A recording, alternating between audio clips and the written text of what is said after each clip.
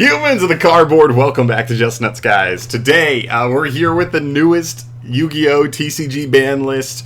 Konami, with an absolute power move today, announces, like, I want to say it was right before the top 32 matches that they were going to do, reveal the ban list at the very end of the tournament, which is really cool. Like, you don't want to do it in between because then you just distract too much from the actual tournament. So keeping it till the very end is crazy. Also, shout out to Triff for winning the YCS.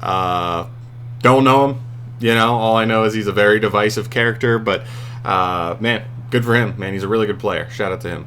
But anyway, let's get into this ban list. A bunch of stuff. Let's start off with the Forbidden section here. First off, the Forbidden section. We have 3 cards on it. The first one is Gimmick Puppet Nightmare. Konami realized even after their really pointless hits on the last ban list that were supposed to hurt the Gimmick Puppet FTK, it did not eliminate the possibility of the FTK. So they put Nightmare on here. Ideally, this is what keeps that from being even possible at all, but I honestly don't know the deck well enough, but cool.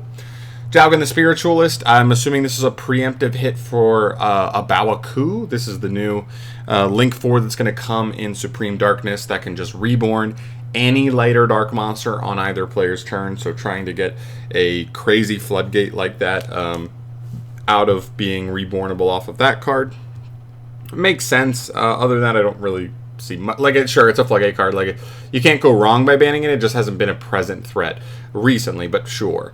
And then original Sinful Spoils Snake Eye. I really was not expecting this. I thought they would go more so the route of hitting consistency, but the one difference with hitting consistency is that also hurts White Forest. White Forest has support in Supreme Darkness, so I said, oh, do they really want to hit Wanted or Dia Bellstar and do more consistency hits? No, they're just literally deleting Snake Eye Fire King as a deck. You can maybe play Pure Fire King as a rogue deck. You can maybe play Pure Snake Eye. But even Pure Snake Eye also takes a significant hit here as well. So that's huge. Like, Snake Eye may be done in the format, legitimately, with this card being gone. I feel bad for the other fire decks, like Rescue Ace also may be dead here. We'll see, but man, tough. That's a big hit, though. Snake Eye, who already today, at the power level we've had them at, did not perform well at the YCS, gets significantly worse here with original gone. All right, on to the limited section. Tenpai Dragon Chundra. You might as well throw Sangan Summoning in there too. They go in alphabetical order, but Sangan Summoning and Tenpai Dragon Chundra, or not alphabetical order. They go in type of card and then alphabetical order, but whatever. Chundra and Sangan Kaiman, huge hits. I mean, that is 4 consistency cards out of the main deck just gone. This may be enough on its own to kill Tenpai Dragon. I don't think the deck is necessarily dead. They do opt second. They do play Molcharmy, so they draw a lot. They can fit cards. They can fit other consistency cards in the deck, you know, in the form of the Molcharmies, even in the main, because they always want to be going second. But man, that is a very significant consistency hit for them. So we will see if they can even exist after a hit like that. Especially since that's one of the issues they already could have at times, is like having access to engine. Phantom of Yubel, this is a big one as well. Put to 1, this is what a lot of people wanted. I don't think this is the most significant hit, but I think we also saw from today, Yubel was also not super successful at the YCS. I think the issue for Yubel has just been it doesn't have super favorable matchups. It's still a very scary deck when it goes first, but can really struggle versus certain hand traps, versus certain cards. And now with Yubel being gone, in the grind, they're not going to be able to make more than 1 Phantom of Yubel, which does limit what they're able to do there. Which not even just in the grind, but even their turn 1 boards, because sometimes they make an early Phantom just to like insulate their plays, and even if they negate a hand trap to you know what I mean, protect their plays, they can still make a second one on turn 1 to still be part of their end board. They cannot do that anymore. So I think it's fine. You know, Yubel already looked like it was kind of shifting down a little bit in the tiers, and then even a little mini hit on top of that for them is cool with me. And then Zodiac Barrage, this card is nothing. This card does not matter, I'll be honest. Unless they release Dryden, which they did not do on this list, and I wish they did. But I think this is the sign of kind of what we saw with Sky Strikers, right? Because we saw when Konami was finally coming back around for the Sky Striker cards that were on the ban list, they slowly released them like one by one, and then kind of kept trickling more and more off. I think what they're going to do is they're going to put Barrage to 1. On the next list, it'll go to 2 or 3. Maybe even on the next list, they'll also release Trident to 1. And then maybe even down the line further, they'll like errata Rat Pier, errata Broad Bull to be like Broad Bull hard once per turn, Rat Pier only get its like material effect once per turn kind of thing, and then go from there. But it's a step in the right direction because Zodiacs have felt power crept for sure. So I'm cool with that. That is a step in the right direction. We'll see. And then there's a bunch of unhits, and a bunch of them are, almost all of them are like completely negligible. You've got Cyberjar. Oh, okay. You have Danger Jackalope. Okay. Danger Tsushinoko. Okay. Eva.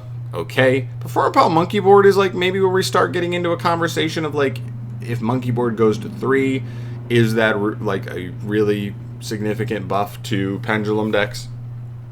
I don't know, but I think they also wanted to pair it with the Perform Mage / Perform Pal cards that we'll be getting in Maze of the Master that were from the Animation Chronicle earlier this year, so I think that makes sense.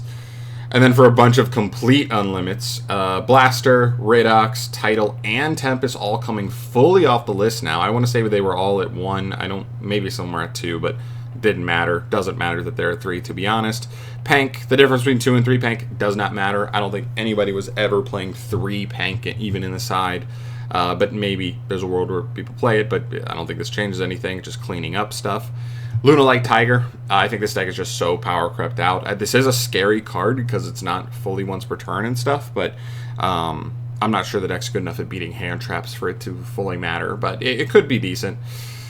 This is the one card on this list that I think is like particularly interesting. Rescue Ace Airlifter. So the Sinful Spoils version of Rescue Ace is gone, but at least they gave him back 2 more Airlifters. So it's possible the deck is consistent enough, but I think the issue before Sinful Spoils was a connective engine was the deck was not consistent enough. You had 3 Airlifter, Hydron on its own was not like an actual combo, and that's kind of the issue. And that's why they needed the Sinful Spoils engine to assist there. That can't do it anymore, so I don't know. It's nice that they did them both on the same list. They didn't just decimate the deck and then not even give them back Airlifter, but I don't think it's pulling enough weight here to really matter.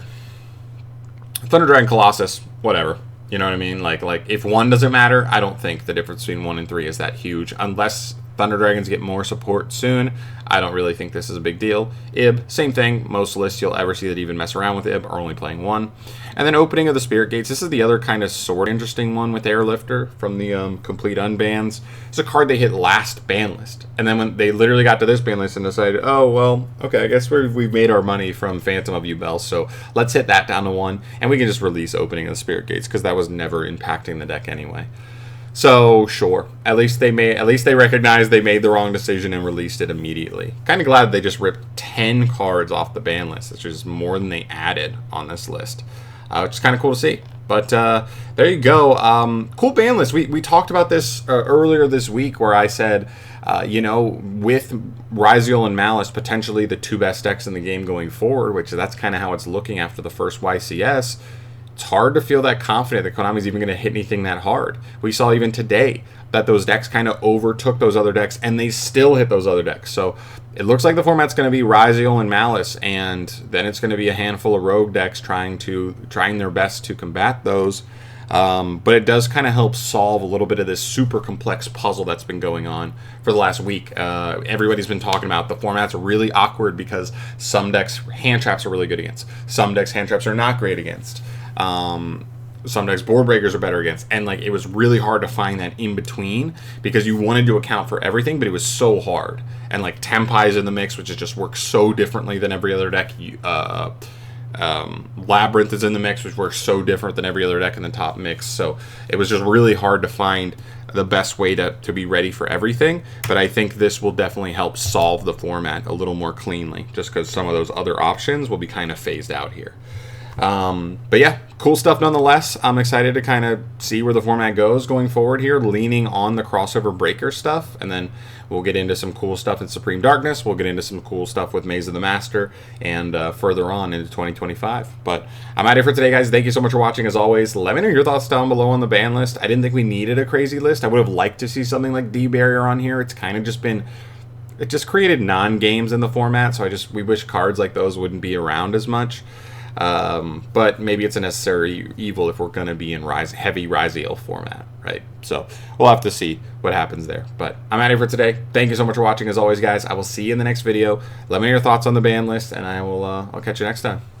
Peace.